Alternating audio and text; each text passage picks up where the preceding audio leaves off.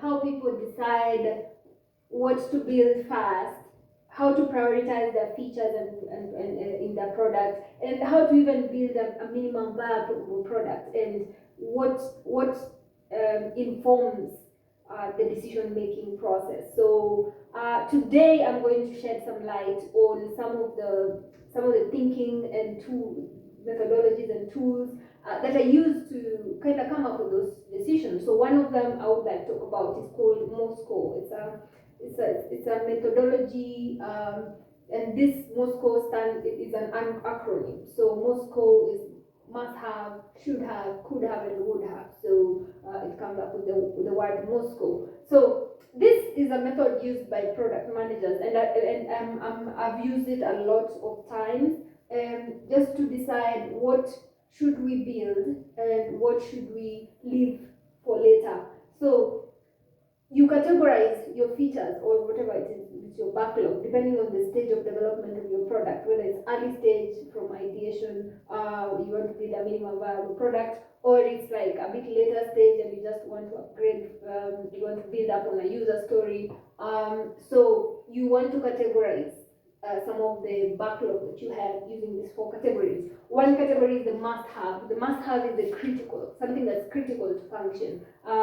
This, if I would describe it from like a perspective of building a minimum viable product, is that what is most critical to demonstrate value to the customer. So I tell you, like, if you're building like a chat application, what's most critical is that they said that the user should be able to send and receive messages. That's most critical. So it would be like in the must-have.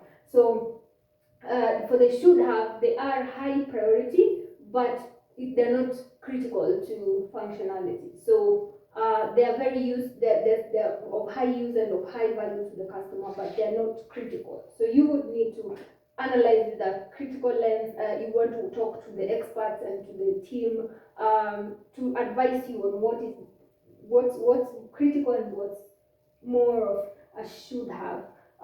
Then for the could have, are more desirable.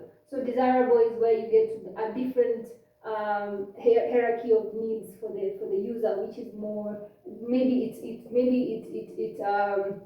it's kind of appeals to the user in a different way. And we could usually say some of these are more like things that are used to delight the customer. They make the customer happy, and they're more maybe things like aesthetics, things that are, they add a little extra. It's like going an extra mile in terms of the product, but they're neither high priority nor critical. Then the won't haves are not, like, it's not because they're not called won't haves because they're unnecessary. They're called won't have because maybe for this build phase, whatever build you are in, whether it's MVP version 1, version 2, the scope and the resources and the value you want to offer is not necessary to have those particular features, but they would be in maybe a later iteration of it. An example I would give for this is that, for example, you're building a mobile application, and at some point you would want it to have some sort of predictive analytics, but you don't have enough data to run machine learning on it. So it would mean that it would probably fall in the won't have in terms of that is more of a different phase of development where you might add that feature. So I hope this helps in you making those decisions in prioritization. This can even be used also for different purposes. So we're going to make priorities. This can help you to prioritize. And I hope you like, share, and subscribe. And we build a knowledge base for the best methodology for product management. Thank you very much. Because I didn't have so much.